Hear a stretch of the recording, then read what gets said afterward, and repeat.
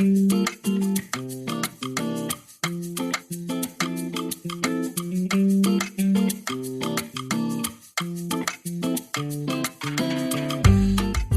vas de visita a Marsella, cerca de la zona del puerto se encuentra el Palacio de la Bolsa. En la fachada de ese edificio encontrarás la escultura de un señor fornido y de estatura media que se llamó Piteas.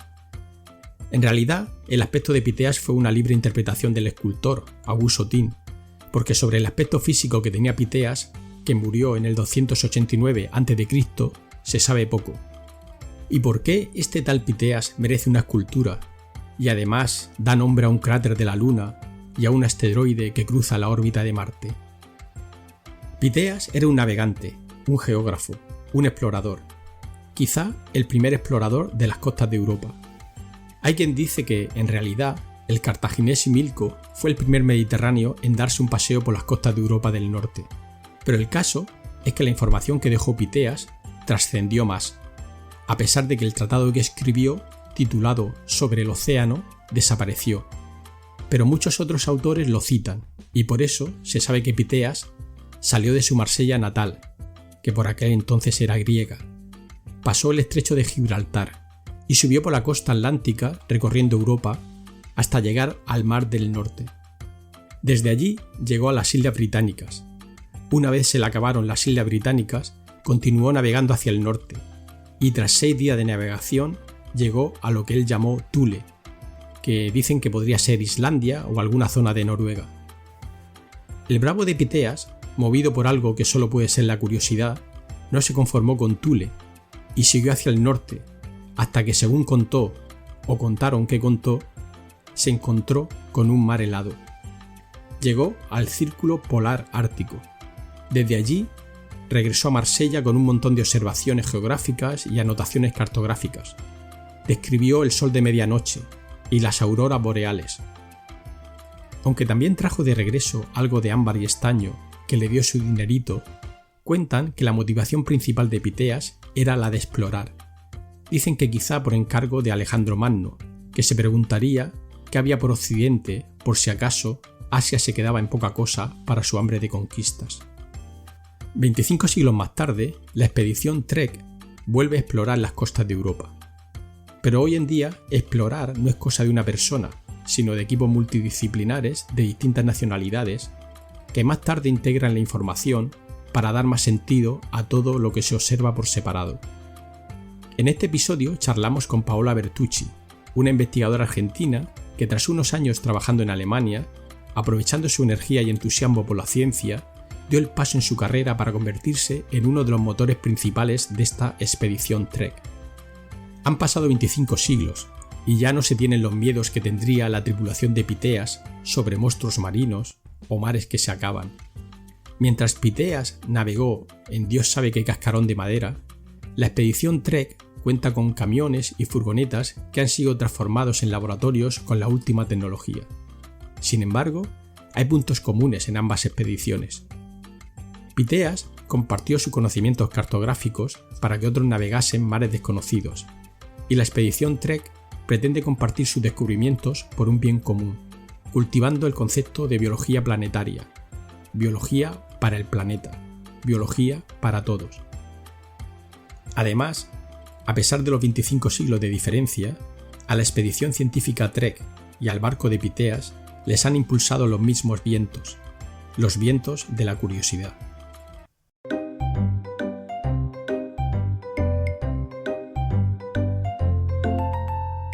Raticos de Ciencia. Conversaciones con científicos y científicas. La ciencia, como la vida, se disfruta a raticos.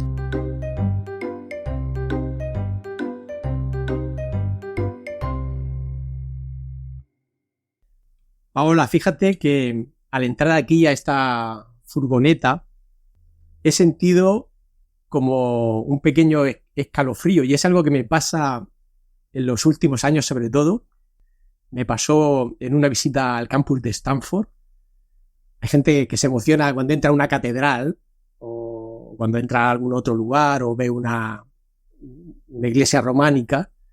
Pero fíjate que me está pasando últimamente que veo cosas bonitas de la ciencia donde se siente en la ciencia y me emociona. Y esta es una furgoneta que está adaptada para una expedición que organiza el MBL alrededor de toda la costa de Europa. Y esta no es la única furgoneta, atrás tenemos otra y luego iremos a ver como un camión que también está adaptado a ser un laboratorio donde se puede trabajar. Después hablaremos de toda esta expedición, pero decir que tú eres organizadora de la logística de esta expedición que dura meses y que va alrededor de Europa muestreando por las costas. ¿Cómo ha llegado Paola Bertucci hasta aquí? Te cuento, Julián. Mi historia sí empezó con la ciencia. Dudé mucho, tengo que admitir, qué ciencia elegir. Estaba, me acuerdo, entre hacer matemáticas, física teórica o biología. Tenía padres médicos. Y al final decidí medicina y terminé anotándome en medicina, de hecho, en la Universidad de Buenos Aires, donde soy argentina. Uh-huh. Y me acuerdo que en esa época estaba en 5º año del colegio, un colegio muy especial que estaba conectado con la Universidad de Buenos Aires, pertenece a la Universidad de Buenos Aires, y tuvimos la suerte de unos pocos que íbamos a estudiar medicina tener acceso a unas pasantías en unos laboratorios. Uh-huh.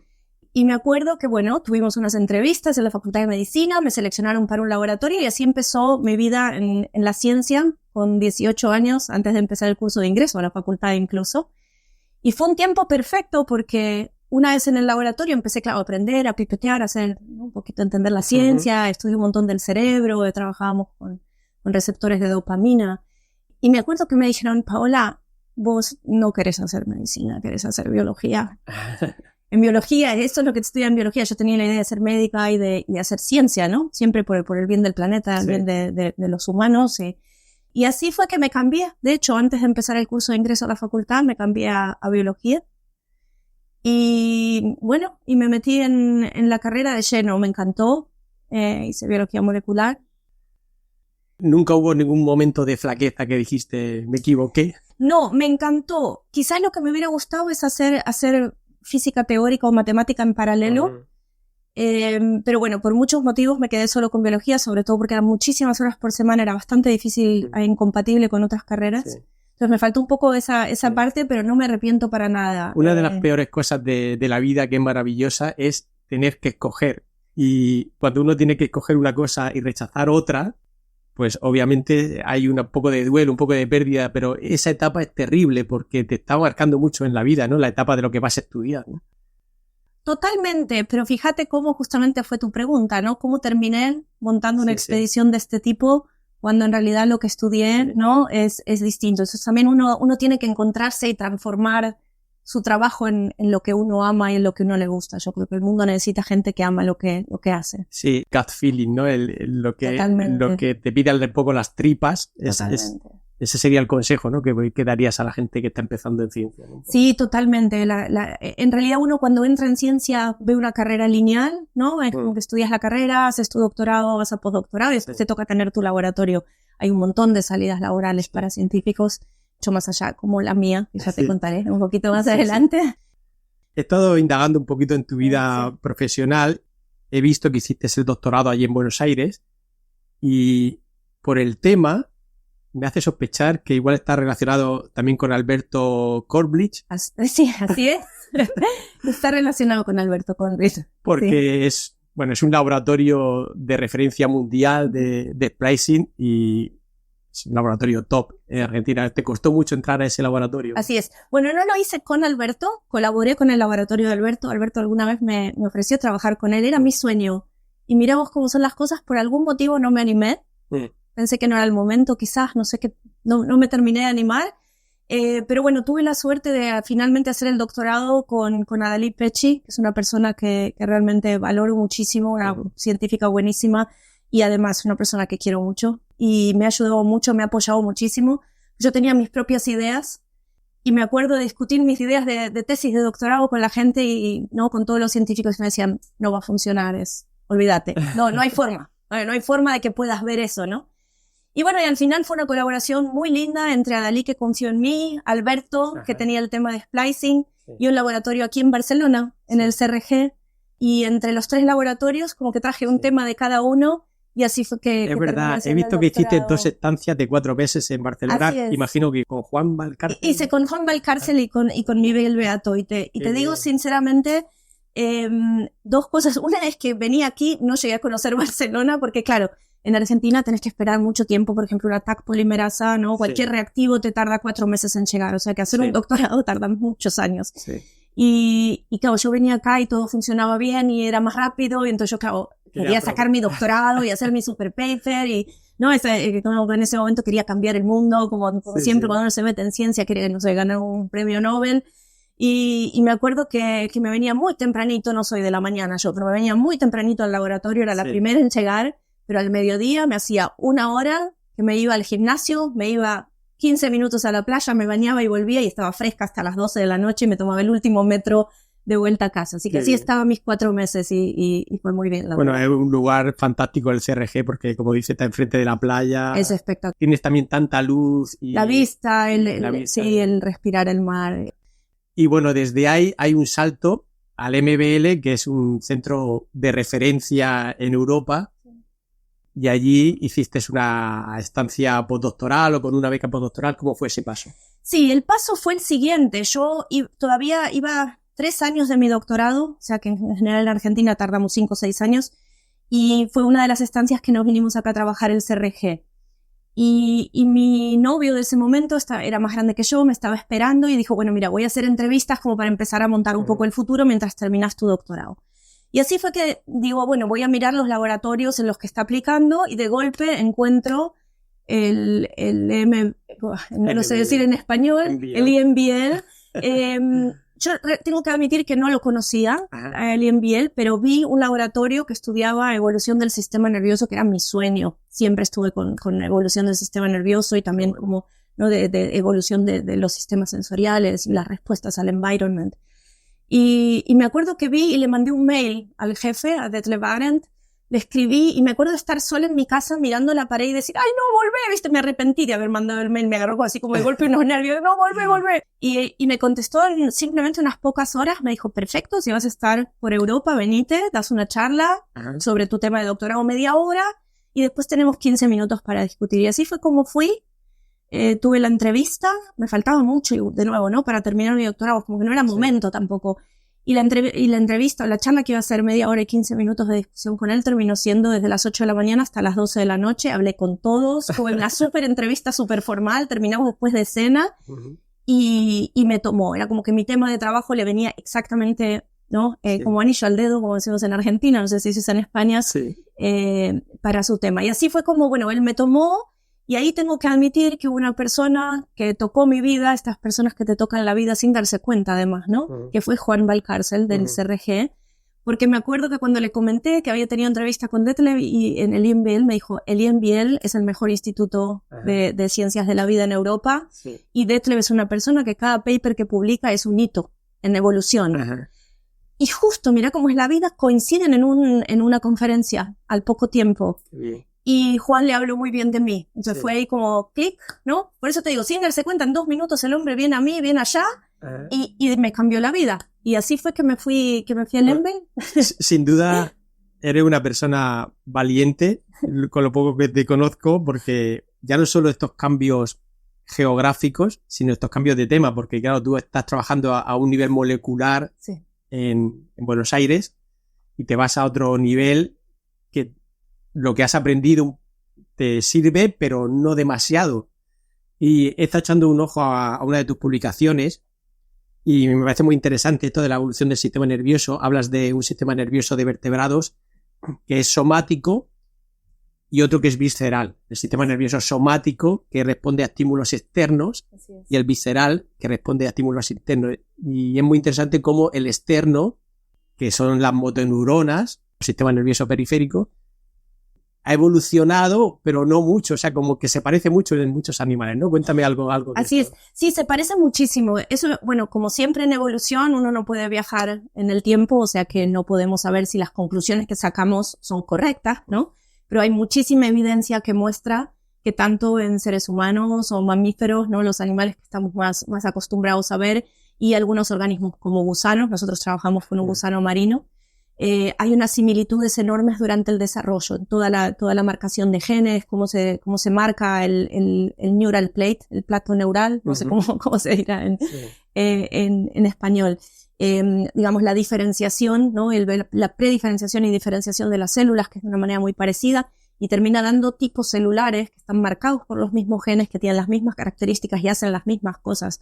Así que, en definitiva, las conclusiones, digamos, después de, obviamente, muchos años de trabajo de muchos laboratorios, es que realmente pareciera haber muchas características muy conservadas. Pero quiero aclarar que hay mucha gente que cree lo contrario, que simplemente que ha evolucionado 2 veces en paralelo el mismo tipo de patrón de genes y de diferenciación celular. El MBL o MBL en Heidelberg, en Alemania, es un centro, como tú dices, de referencia desde hace muchos años. Antes era posiblemente el único que era un poco excepcional, ahora hay más. Hay muchos.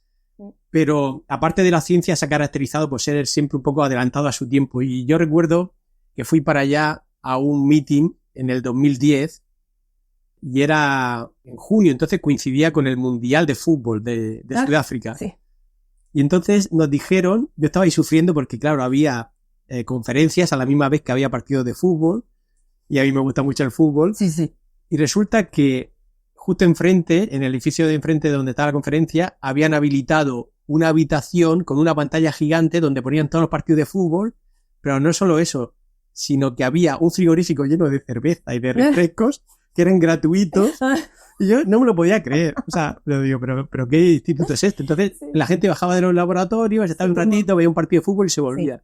Fantástico, mira, te cuento un poco del MBL porque, digamos, ahora con mi trabajo de ahora ya te voy a contar más, pero parte de lo que hago es no hablar con un montón de otros institutos, de un montón de científicos de muchos lados, y lo que me doy cuenta es que, por ejemplo, el CERN, todo el mundo conoce el CERN, ¿no? Y todo el mundo probablemente conoce European Space Agency, la Agencia Espacial Europea. Es el mismo tipo de instituto, pero para ciencias de la vida.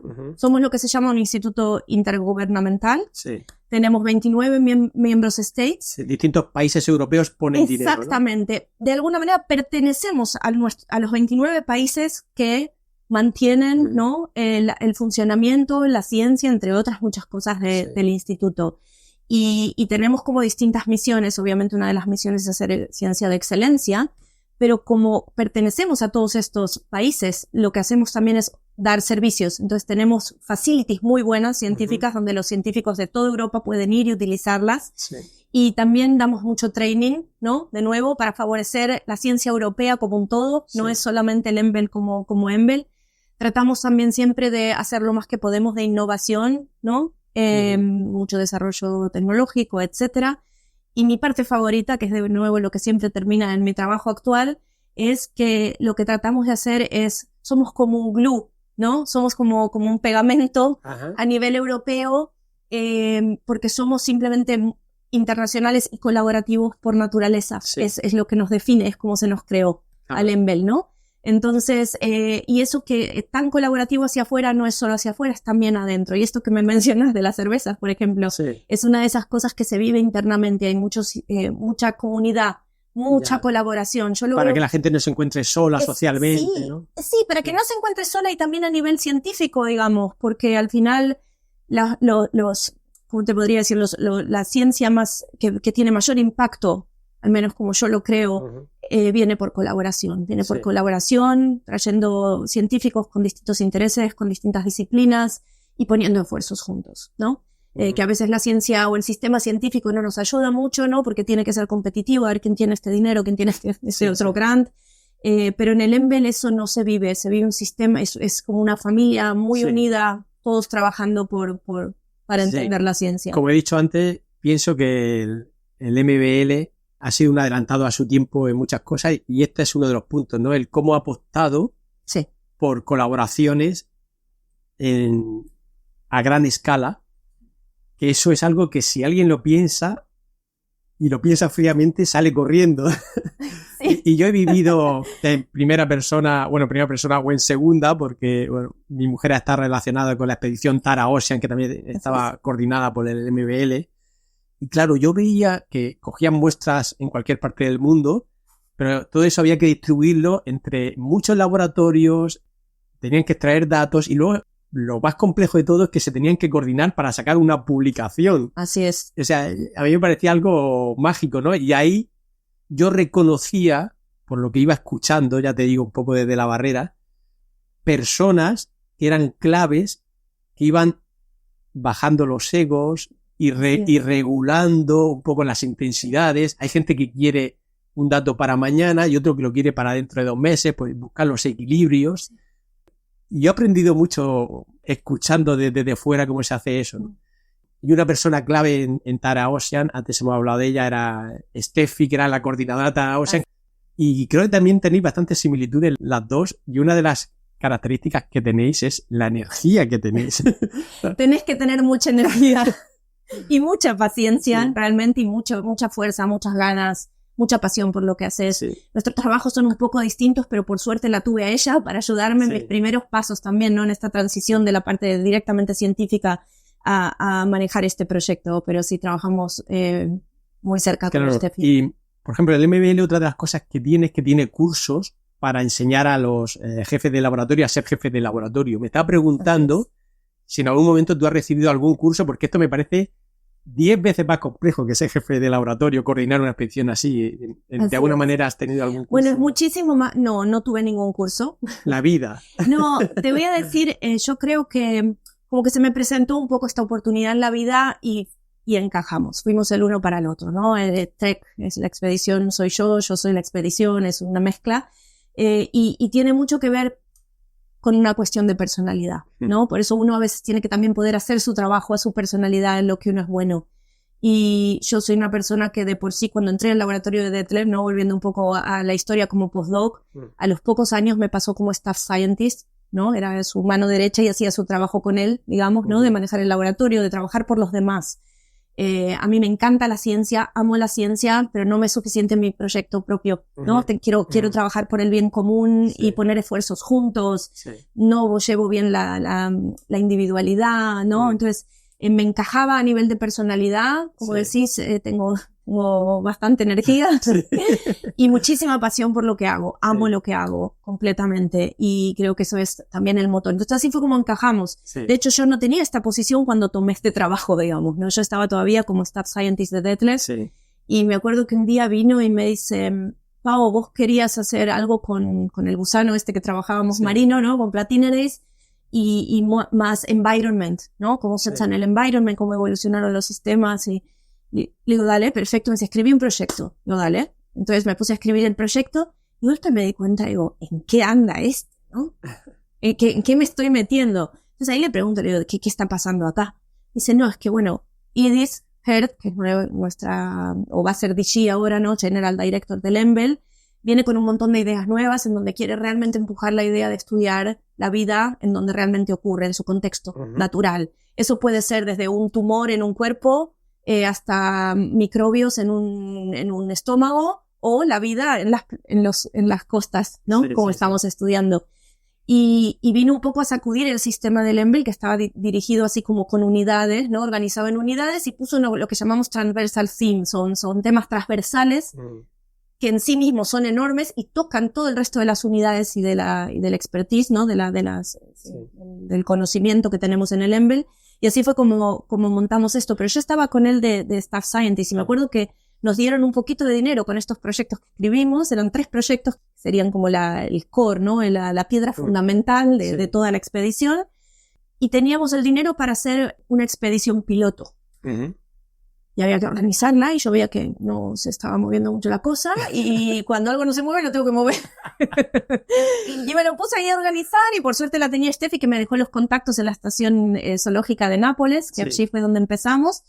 Y bueno, y monté la expedición. Me acuerdo que llegué embarazada de 8 meses y 1 semana, que no me querían dejar viajar. Tuve que convencer a mi médica para que me deje ir. Y así fue como lo agarré, ¿no? Entonces agarré eso y después, bueno, vino COVID, claro. Ahí tuve también mi segundo hijo.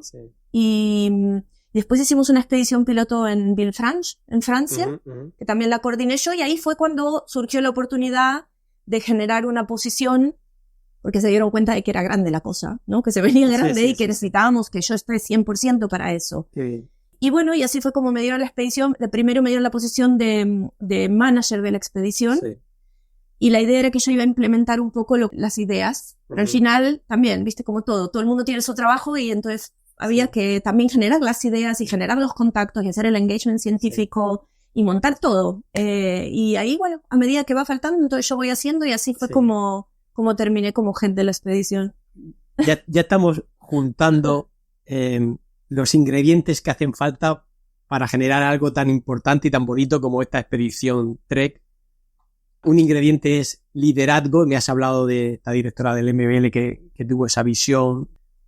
Y otro ingrediente es personas con energía y apasionadas por su trabajo como tú lo tienes. Sí, Entonces tenemos liderazgo, tenemos energía, pero ¿y el dinero? ¿De dónde viene el dinero para esta expedición? Bueno, eso fue la parte más compleja porque obviamente, como te decía, nosotros tenemos 29 estados miembros a los que tenemos que reportar y tienen que aprobar nuestros programas. Entonces el EMBL trabaja con programas de 5 años y bueno, es toda esta parte de estudiar la vida en contexto natural desde las moléculas hasta los ecosistemas fue nuestro nuevo programa que tuvo que estar aprobado por los 29 miembros del EMBL, todos los países.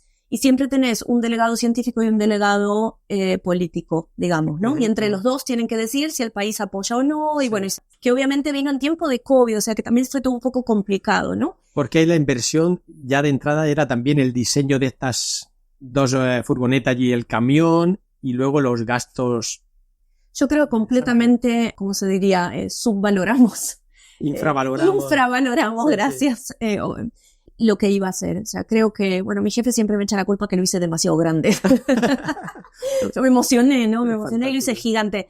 Pero la realidad es que habíamos hecho un budget, ¿no? Para montar este laboratorio, que es el que nos permite hacer siempre lo mismo con las muestras, y el laboratorio grande, que veremos luego, que es el que trae tecnologías que son muy avanzadas y permite hacer cosas que no se pueden hacer sin ese laboratorio cerca de donde se toman las muestras, ¿no? Entonces todo eso estaba incorporado, pero después está incorporado los viajes, ¿no? Para el equipo, la gente del equipo que tienen los científicos que tienen que hacer los muestreos, la persona que se encarga de logística, bueno, tuvimos que reclutar todo el equipo. Entonces tuvimos, desde que se aprobó en el EMBL, ¿no? El budget y que nos dieron el budget para hacer Trek, desde ese momento hasta que largábamos la expedición, teníamos 1 año y 4 meses. O sea, no, es para ayer, ¿no? Sí. Así que bueno, así fue como también se me dio a mí la posición y tuvimos que montar todo. Entonces tenés que reclutar a toda la gente. O sea, mi equipo en este momento tiene una persona encargándose de los permisos, porque permisos de muestreos en sí mismos son muy importantes. Sí. Tengo una persona ocupándose, que es el manager de toda la parte de logística. Tengo una persona ocupándose de coordinar, ¿no? las actividades en cada uno de los institutos. Bueno, y así, ¿no? Tenemos mucha gente administrativa y los científicos que son los que van haciendo el muestreo y después el análisis de las muestras. Y bueno, tuvimos que montar todo. Mi parte favorita, como te decía antes, esta parte de no reaching out, ir tocando puertas, ¿no? Me hice un montón de mi research, investigué qué institutos hay, qué hacen, si les puede interesar. Y bueno, fui tocando puertas, hablando con directores de institutos, con jefes de unidad. Con bueno, pues ya llevamos 3/4, ¿no? De la expedición. Así es. Y intuyo que te sientes satisfecha. Estoy muy, muy satisfecha y muy orgullosa de toda la gente porque la cantidad de pasión, de energía, de cabeza, de pensamiento, ¿no? Y realmente para tratar de hacer algo para el planeta, porque esa al final es la situación. O sea, la expedición es de alguna manera un llamado a que tenemos que actuar absolutamente urgente y necesitamos de nuestra parte poner la energía y el compromiso con lo que estamos viviendo. Sí, porque hablemos un poquito de la expedición. Salió del norte de Francia y fue como por el norte de Europa, Estonia, pasó de Escandinavia, las Islas Británicas y luego ya bajó por el Atlántico hasta que ha entrado ahora al Mediterráneo. En total se piensa tomar muestras en 120 lugares. Y esto que me comentabas tú de hacer algo por el planeta es algo que justo vi ayer cuando empecé a documentarme un poquito sobre esto. Había una charla de un compañero tuyo que hablaba de la expedición y hablaba de biología planetaria. Y Y esto yo creo que es algo muy importante que entienda la gente, porque realmente lo que ocurre en un lugar del planeta puede afectar a otro. Y esto, un ejemplo es la gente que va a investigar a la Antártida. Lo que pasa en la Antártida no se va a quedar en la Antártida, ¿no? Así es. Y vosotros vais a tomar muestras en estos 120 lugares de Europa, pero ¿cuáles son las preguntas que se pretenden responder? Te voy a contestar de una manera un poco indirecta, porque me parece muy importante empezar por la motivación, ¿no? Porque dependiendo, con la motivación, si queda claro eso, te puedo explicar un poco más cuáles son el tipo de preguntas que queremos hacer. La expedición es una expedición científica definitivamente enorme, pero también es un proyecto científico, ¿no? Y lo que hacemos es abordar todos los desafíos sociales y ambientales que el planeta está sufriendo. Y eso es todas las actividades humanas, básicamente, que yo a esta altura quiero creer que todo el mundo entiende, que estamos impactando el planeta de una manera gigante, que tiene todas nuestras actividades desde emisión de gases de efecto invernadero, destrucción de hábitats, de áreas, ¿no? Vamos destruyendo los ambientes naturales, todos los usos de productos cotidianos que usamos, desde cremas, ¿no? O crema de protección solar, bueno, todo este tipo de cosas, todos los productos que usamos para la agricultura, ¿no? Como los fertilizantes, los pesticides, todos los desechos industriales, bueno, los incendios, o sea, no paramos constantemente de afectar nuestro planeta, y eso tiene consecuencias enormes. Estamos produciendo alteraciones climáticas inmensas, estamos envenenando básicamente la vida en donde vive, y muy importante, creo que es el punto más difícil, es que estamos disminuyendo al mínimo la resiliencia de los ambientes naturales. ¿Y qué quiere decir eso? Simplemente es que se adaptan mucho menos a cualquier cambio. Entonces es como que se acelera, ¿no? Vas cambiando enormemente, y a la vez vas reduciendo la capacidad de adaptarte al cambio. Llega un momento que simplemente llevas a los ecosistemas a un estado que es irreversible. Es que colapsan. Lo creado, o sea, sea visible o no visible, ¿no? Para la cabeza humana, simplemente hay un momento en donde el sistema ya no aguanta. Como se satura, ¿no? Si pones un montón de polvo de jugo en el agua, llega un momento en donde simplemente precipita, porque no hay capacidad. Y esto a nivel de vida ocurre, imagino, a través de extinciones. Pero a la gente, cuando habla de extinciones, piensa en organismos mayores, que sí que las hay, pero que desaparezca un tipo de bacteria quizá de una bahía. Exactamente. Ese es exactamente el kit de la cuestión. Vemos, hay un montón de cosas que vemos, ¿no? Si se extienden los pandas nos vamos a dar cuenta, pero la realidad es que los microbios, por ejemplo, que son aquellos organismos pequeñitos que no vemos, que generalmente tienen una sola célula, pueden tener más, tienen funciones simplemente fundamentales. O sea, no hay microbios, no hay vida, no hay nada.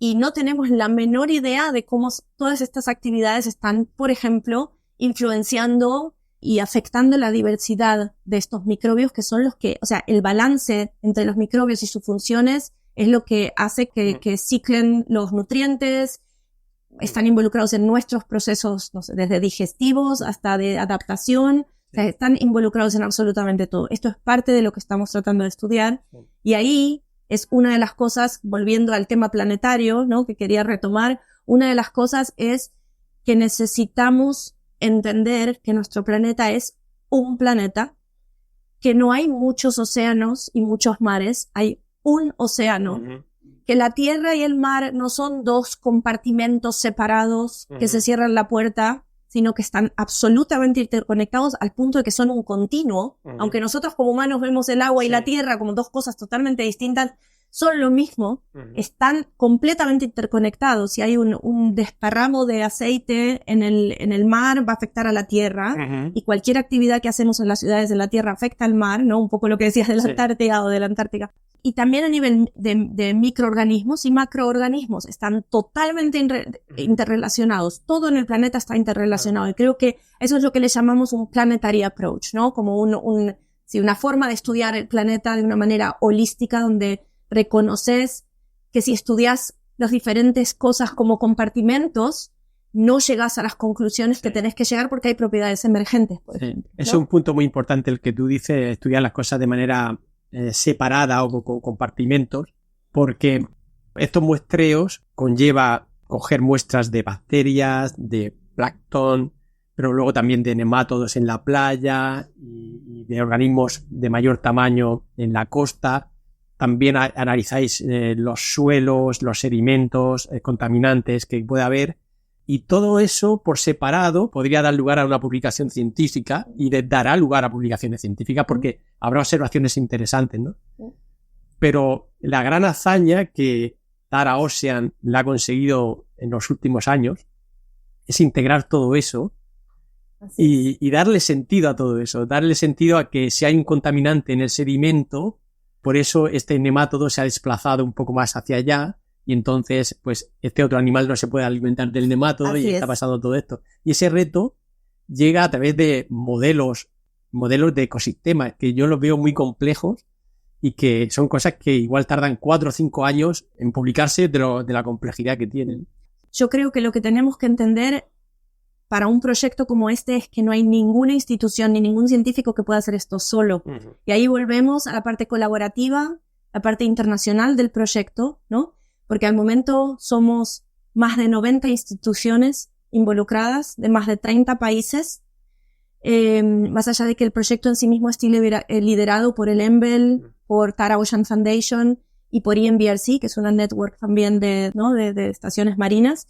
Pero la idea fue poner todo esto junto y también acercar disciplinas entre sí. Entonces tenemos científicos con formaciones completamente distintas, apuntando a las mismas preguntas, pero utilizando distintas tecnologías y distinto background científico, ¿no es cierto? Es fantástico. Y además lo que estamos haciendo es incorporar todo el research y todas las observaciones que se han estado haciendo por décadas e incluso más de que décadas, porque Roscoff, ¿hace cuánto que crearon Roscoff, no? Sí, sí. Entonces, acá creo que lo importante es no estamos reinventando la rueda, ¿no?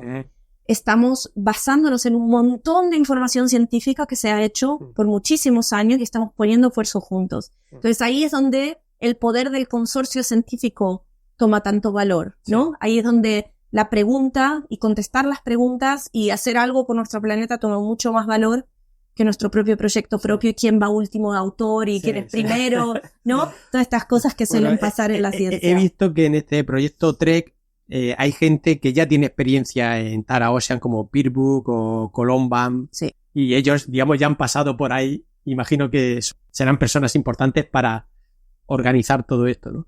Ahora me gustaría hacerte alguna pregunta un poco más personal, como coordinadora que eres de este follón o de este quilombo, como decir. Sí, un quilombo, la verdad. Este quilombo de tamaño descomunal. Y es que tú tienes que lidiar cada día con muchas personas a las cuales les tienes que pedir cosas y me gustaría preguntarte, piénsate la respuesta todo el tiempo que quieras. A ver, tengo miedo. ¿No? ¿Qué es lo que más valoras de los científicos a los que tienes que coordinar? ¿Qué es lo que más valoras para el trabajo en equipo, para facilitarte tu trabajo? Porque te habrás encontrado con casos de humildad, de rapidez, de energía, de calma. Y también te quería preguntar lo contrario. ¿Qué es lo que más te irrita de la personalidad humana cuando se está trabajando en equipo y se está colaborando? Obviamente tú tienes un cargo también que es muy diplomático, ¿no? Tú no puedes entrar en discusiones, entre otras cosas, porque eso te minaría mucho, ¿no? Entonces, ¿cuáles son las cosas que más valoras, positivas y negativas, de la gente que tiene que colaborar y trabajar en equipo? Sí que la tengo que pensar. Es muy fácil, pero es como ponerlo. Yo creo que en realidad es una respuesta muy compleja que la puedo hacer también muy sencilla. Para mí lo más importante es que la gente sea colaborativa, que se cubra. Si yo sé que no estoy ahí, está alguno de mis colegas. Por ejemplo, yo tengo mi equipo, ¿no es cierto? Pero muy, muy pocas veces he hablado de mi equipo. Somos todos un equipo, ¿no es cierto? Todos trabajamos juntos por lo mismo. Lo que más valoro es que la gente tenga empatía, que piense en el otro, que pueda cubrir al otro, que pueda entender al otro, ¿no? Hay que tener paciencia, porque obviamente en el campo es muy intenso. Entonces, bueno, todos me están facilitando el trabajo y yo espero estar facilitándoles el trabajo a ellos, ¿no? Es un poco conjunto, el trabajo en equipo, la predisposición a trabajar en equipo. Sí. Creo que eso para mí es súper importante y tenemos mucho que aprender de Tara, ¿no? Y del consorcio que ha quedado todavía hoy después de más de 15 años, porque ellos exactamente lo que te transmiten. Es mucho más importante el todo que el individuo. Y eso para mí es muy, muy importante. Que sean buena gente, ¿sabes? Buenas personas. Sí. Quizá la palabra que pueda resumir eso que tú dices que es más complejo puede ser iniciativa, ¿no? El dar el paso adelante a resolver algo sin esperar a que si esto es cosa tuya o no es cosa tuya. Iniciativa colaborativa, sí. ¿no? Que sea uno proactivo por el otro y que esté pensando en el otro también. Es la única manera que un proyecto tan inmenso pueda funcionar. Y te digo, por ahora yo creo que ha sido un éxito absoluto y esto se debe a toda la gente que ha puesto tanto pensando mucho más allá de sí mismos. ¿Y qué es lo que más me molesta? Es exactamente lo contrario. La gente que es egoísta, que solo piensa en sí mismo, que no le importa colaborar, ¿no? Que está tratando de sacar beneficios con cada cosa y los deshace en un microsegundo. Y para un proyecto como este lo único que pueden hacer es salir perdiendo porque apenas colaboras un poquito tenés todo, claro. ¿No? Y apenas ves que ya te pones difícil, el sistema mismo te excluye, ¿no? Porque si no sos colaborativo, salís solo de alguna manera. Me enoja mucho la gente que es muy egoísta. Sí. Egoísta con su tiempo y de no dar al resto, ¿no? Sí, y por supuesto ya tenés las excepciones, que son pocas, pero siempre las hay, de los que no solo son egoístas, sino que son capaces de whatever it takes, ¿no? Si te tengo que aplastar un poco para avanzar, te aplasto un poco. Eso ya es como para mí algo que es absolutamente intolerable. Ese es mi límite absoluto. Sí. Y en esos casos complejos, imagino que se resolverá un poco en equipo, ¿no? Siempre intentar que alguien te ayude para hacerle entender a X persona que esto funciona de una manera o de otra, ¿no? Sí, tenemos, o sea, por supuesto, en un proyecto tan gigante la comunicación es lo más difícil de todo, ¿no? Que todo el mundo esté en la misma sintonía, que todo el mundo sepa lo que está pasando, que si hay algún acontecimiento la persona sepa a quién ir, cómo ir. Hasta ahora tengo que decir que puse mucho esfuerzo en el management del team, ¿no? Y de la gente, pero creo que todos ya aprendieron sus roles. Pensá que, como te decía, tuvimos 14 meses para montar el proyecto entero, todas las colaboraciones, la ciencia, los laboratorios. Y claro, cuando los chicos se fueron al campo, bueno, los científicos, que no son ningunos chicos, para mí yo siempre les tengo miedo que les pase algo ahí que lo estoy cuidando, le digo a los chicos y se enojan. Pero cuando, no sé, se van al campo sin conocerse mucho, una cosa tan intensa, obviamente tardamos en que el equipo se formen los roles, la gente tenga claro quién es quién, a quién ir, si pasa esto, si pasa lo otro. Sí.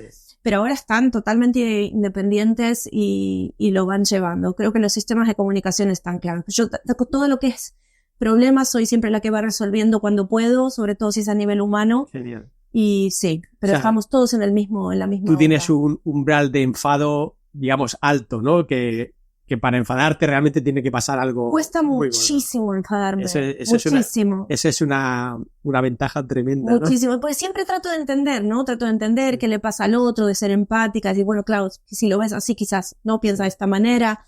Es la única manera, porque trabajando con miles de personas es la única manera. Claro. Y luego también existe el apoyo de Tara Ocean, del barco, que también está tomando muestras en el agua a la misma vez que estas 3 camionetas pues están gestionando la toma de muestras en tierra.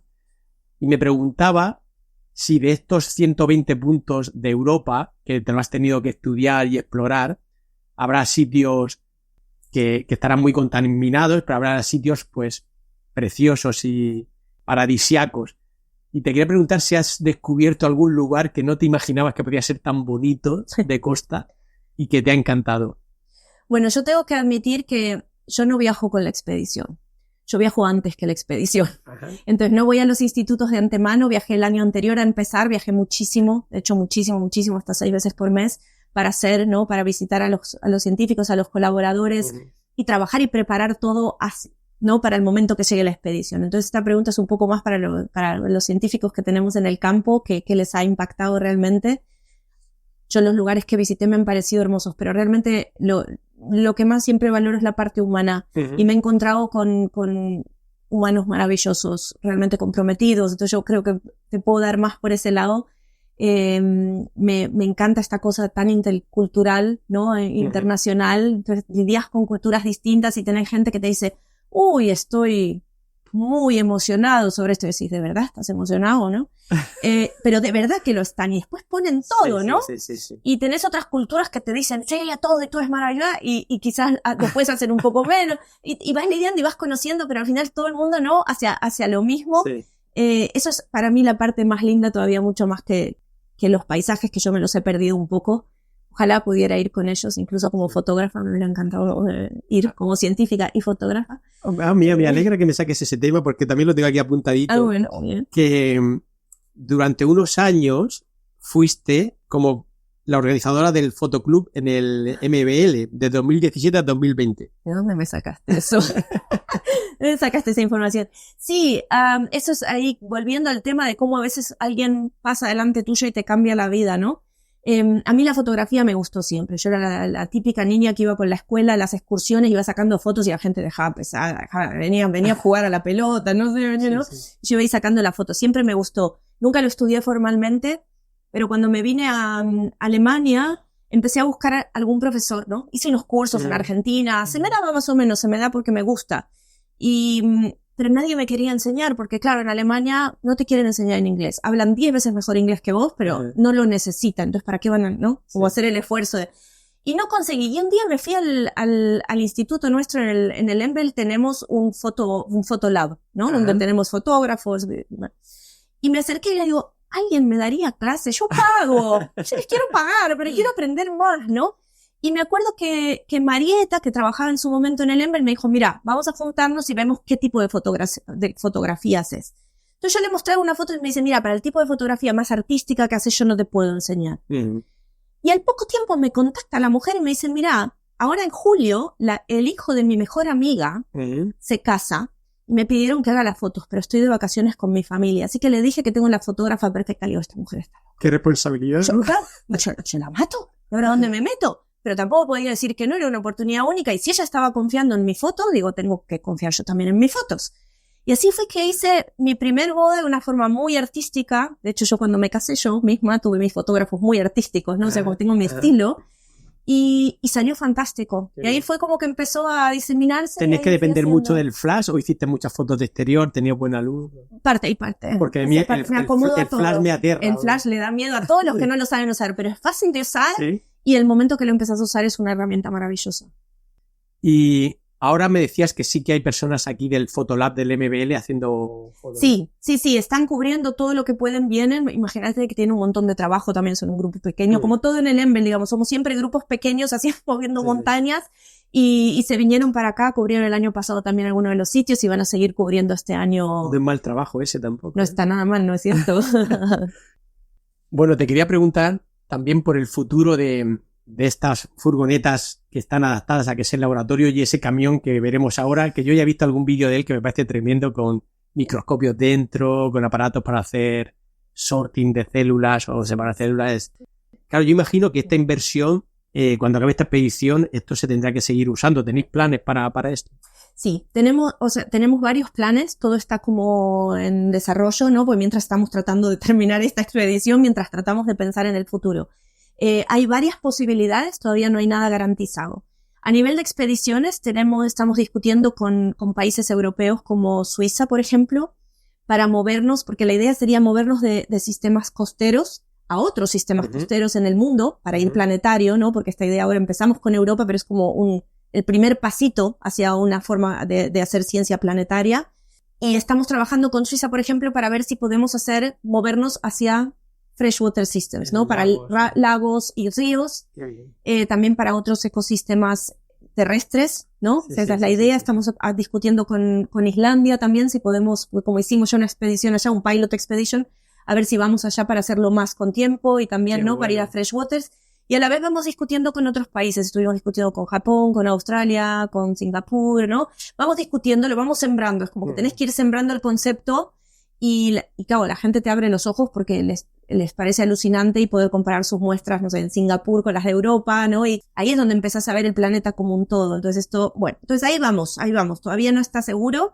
Lo que sí tenemos que hacer es volver a ciertos sitios de Europa para cubrir lo que serían las estaciones, ¿no? Lo que es seasonality, los cambios a lo largo del año de Sí. vamos a muestrear de la misma puntos manera. Concretos para ver. Puntos concretos, obviamente esto es como una foto de Europa, Sí. ¿no? Entonces queremos volver a ciertos sitios con nuestros colaboradores a trabajar para hacerlo a lo largo de las estaciones y a lo largo de los años también, para ver cambios a lo largo de los años. Eso es una de las cosas. Y por el otro lado, y muy importante, es que sobre todo el laboratorio grande es parte ahora de nuestros servicios del ENBEL como facilities. Te contaba al principio que una de nuestras misiones es dar servicio a nuestros miembros, a los países miembros, ¿no? Entonces el laboratorio va a estar disponible para todos nuestros miembros del ENBEL para poder alquilarlo y llevárselo por un costo mínimo de lo que funciona, del funcionamiento. Alguien que quiere un proyecto incluya un poco el gasto. Y te voy a decir que para lo que es, porque realmente no conté mucho, pero es un laboratorio absolutamente único en el mundo que trae tecnologías totalmente nuevas y que están combinadas de tal manera que puedes hacer cosas que era imposible hacer de antemano, sobre todo porque lo puedes usar muestras ya recién sacadas, frescas, que no han sufrido ningún cambio, ¿no? Los organismos hasta que los procesas.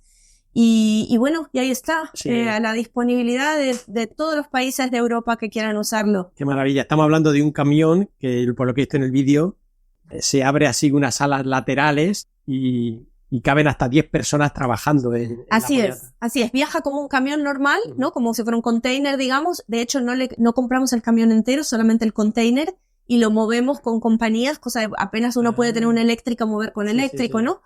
Y sí, viaja como un camión, son 13 metros de camión y son como 22 toneladas que pesa. Y cuando llegas al sitio lo aparcas y se abre. Y se abre en te monta un laboratorio de 40 metros cuadrados que te deja trabajar entre 10 y 15 personas, que en este caso están en muchos casos sirviendo a Trek, ¿no? Como expedición, a los proyectos de Trek, pero a su vez ya están dando servicio a todos nuestros colaboradores que quieren. Está siendo usado. Qué maravilla. Sí. Pues reitero la emoción esta inicial que tenía al llegar aquí y hablar contigo, porque la verdad es que todo lo que me estás contando me parece emocionante desde el punto de vista científico y también desde el punto de vista humano, ¿no? Lo que me contabas, ¿no? Cómo distintos países, gente de perfiles muy diferentes, pone lo mejor de sí mismo para generar conocimiento y para, de últimas, pues ayudar al planeta. Y te tengo que agradecer eso y te tengo que agradecer también tu tiempo, que sé que tienes una agenda muy cargada. Estamos aquí en Barcelona, en el Instituto de Ciencias del Mar. Bueno, estamos dentro de la furgoneta que está en el aparcamiento del Instituto de Ciencias del Mar y justo ahora también tienes otro evento y estoy muy agradecido de que hayas encontrado este huequecito. Y me gustaría terminar con una pregunta un poco más personal, y es que tú eres argentina, te has criado en Argentina, te has educado en Argentina y llevas como 10, 12 años en Alemania. ¿Qué echas de menos de tu país? Lo que más echas a faltar. Es una pregunta muy buena y muy difícil. Sí, estoy hace 12 años en Alemania. Extraño muchísimo mi familia, mis amigos sobre todo, y la sensación de saber cómo manejarte, ¿no? Porque en Alemania, claro, después de tantos años, bueno, sé dónde está el médico, sé dónde está eso, pero la cultura es tan distinta que me falta esa sensación, como una sensación de calma interna, de estar en tu safety net, ¿no? En tu nidito, cómodo, sabiendo lo que viene. Entonces, es siempre, aunque estoy hace muchos años, siempre está la adrenalina al máximo de que no termino ser de ahí. Y no lo seré tampoco, por motivos obvios. A la vez me gusta mucho la adrenalina esa de ser un extraño y de tener que adaptarse. El MBL al final no deja de ser una burbuja dentro de Alemania, porque es un lugar súper internacional, que hay gente de todos lados, y de hecho está un poquito a las afueras de Heidelberg, en lo alto de una colina. Pero claro, al final en tu día a día, imagino que los niños en el colegio y demás, ya tienes que salir fuera del MBL, tienes que salir a Alemania y te tienes que enfrentar a eso. Totalmente, y me encanta, te voy a decir, eso es un país que funciona de maravilla y estoy súper agradecida que me ha dado todos estos 12 años de maravilla. El ENBEL, donde está el ENBEL, lo gracioso es que de hecho es un terreno que no es Alemania, es Europa, ¿no? Porque pertenece a Europa, incluso creo que tengo entendido que si la policía quiere ir, tiene como que pedir permiso para subir, ¿no? Es como es una situación un poco especial. Pero no estamos solo en Alemania, de hecho tenemos sitios, por ejemplo aquí en Barcelona tenemos un ENBEL Barcelona, ¿no? Y tenemos uno en Grenoble, y en UK, y en Rome, y en Hamburg. Tenemos sitios que están un poco especializados en distintas cosas. cuando algún día vuelves de trabajar y te entra una argentinitis aguda, ¿cómo te la curas? Me la curo con mate. Todo se cura con mate para mí. Okay. Esa no la dejo, esa costumbre no la dejo. ¿Y dejé el dulce de leche por otros motivos, pero... ¿Y de gastronomía? ¿Hay alguna cosa? De gastronomía me gustan mucho las empanadas, que es algo en Argentina como que lo típico es, qué vago, me invitó y pidió empanadas, ¿no? Pero claro, en Alemania todos mis amigos que vienen a casa siempre me piden que les haga empanadas, que no tengo tiempo. En los últimos años lo dejé sin empanadas. Trek o empanadas era. Qué bueno. Y fui Trek. Espero poder hacer empanadas pronto otra vez. Bueno, pues muchísimas gracias, Paula, por tu tiempo y ojalá que esta energía que tienes y esta gana de hacer ciencia y esta pasión por la ciencia te dure muchos años más. Muchas gracias a vos. Abrazo.